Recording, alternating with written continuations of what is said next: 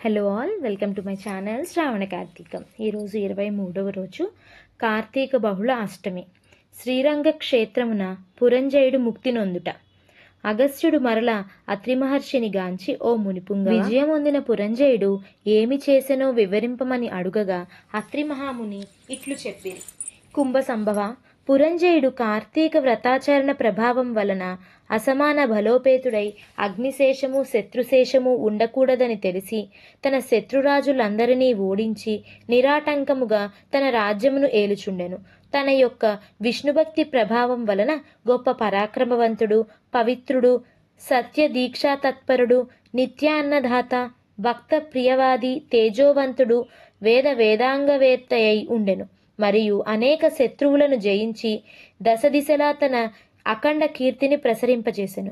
శత్రువులకు సింహస్వప్నమై విష్ణు సేవా దురంధరులై కార్తీక వ్రత ప్రభావమున కోటికి పడగెత్తి అరిషడ్వర్గములను కూడా జయించిన వాడై ఉండెను. ఇన్ని ఏళ అతడిప్పుడు విష్ణు భక్తాగ్రేసుడు, సదాచార సత్పురుషులలో ఉత్తముడై రాణించుచుండెను. అయినను తనకు తృప్తి లేదు. ఏ దేశమున, ఏ కాలమున, ఏ క్షేత్రమున ఏ విధముగా శ్రీహరిని పూజించిన కృతార్థుడు నగుదునా అని విచారించుచుండగా ఒకానొక నాడు అశరీరవాణి, పురంజయ, కావేరీ తీరమున శ్రీరంగ క్షేత్రం ఉన్నది.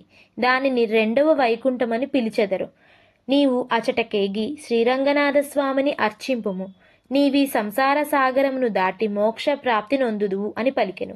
అంతట పురంజయుడు ఆ అశరీరవాణి వాక్యములు విని రాజ్యభారమును మంత్రులకు అప్పజెప్పి సపరివారముగా బయలుదేరి మార్గమధ్యమున్న పుణ్యక్షేత్రములను దర్శించుచు ఆయా దేవతలను సేవించుచు పుణ్యనదిలో స్నానము చేయుచు శ్రీరంగమును చేరుకొనెను.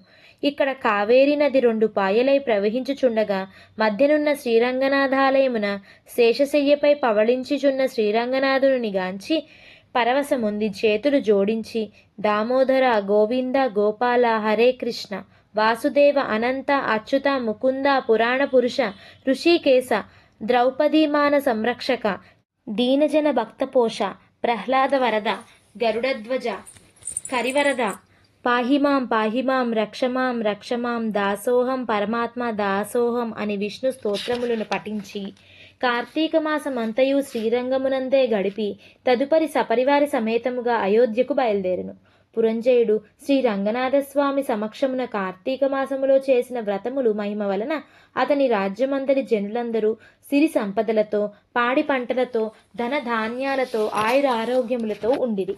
అయోధ్య నగరమున దృఢతర ప్రాకారములు కలిగి, తోరణ యంత్ర ద్వారములు కలిగి, మనోహర గృహ గోపురాదులతో చతురంగ సైన్య సంయుతమై ప్రకాశించుచుండెను. అయోధ్య నగరమందలి వీరులు యుద్ధ నేర్పరులై, రాజనీతి కలవారై, వైరిగర్భ నిర్భేదకులై, నిరంతరము విజయశీలురై, అప్రమత్తులై ఉండిరి. ఆ నగరమందలి వెలయాండ్రు నృత్య గీత సంగీతాది కళా విశారదలై, ప్రౌఢులై, వయోగుణ రూప లావణ్య సంపన్నులై, సదామోహన హాసాలంకృత ముఖాశోభితులై ఉండిరి.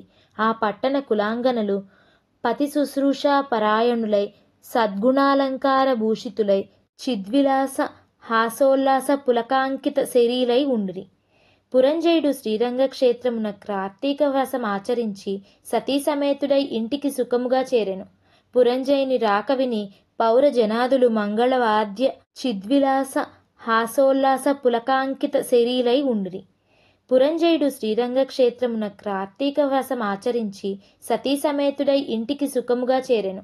పురంజయుని రాక విని పౌర జనాదులు మంగళవాద్య ధ్వనులతో ఎదురెగ్గి నగర ప్రదక్షిణ చేసి నిజ అంతఃపురమున ప్రవేశపెట్టిరి. అతడు ధర్మాభిలాషుడై, దైవభక్తి పరాయణుడై రాజ్యపాలన మొనర్చుచు కొంతకాలము గడిపి వృద్ధాప్యము వచ్చుటచే ఐహిక వాంఛలను వదులుకొని తన కుమారునికి రాజ్యభారమును అప్పగించి ధ్వనులతో ఎదురెగ్గి నగర ప్రదక్షిణ చేసి నిజ అంతఃపురమున ప్రవేశపెట్టిరి. అతడు ధర్మాభిలాషుడై, దైవభక్తి పరాయణుడై రాజ్యపాలన మొనర్చుచు కొంతకాలము గడిపి వృద్ధాప్యము వచ్చుటచే ఐహిక వాంఛలను వదులుకొని తన కుమారునికి రాజ్యభారమును అప్పగించి పట్టాభిషిక్తుణ్ణి చేసి తానును వానప్రస్థాశ్రమును స్వీకరించి అరణ్యమున కేగెను.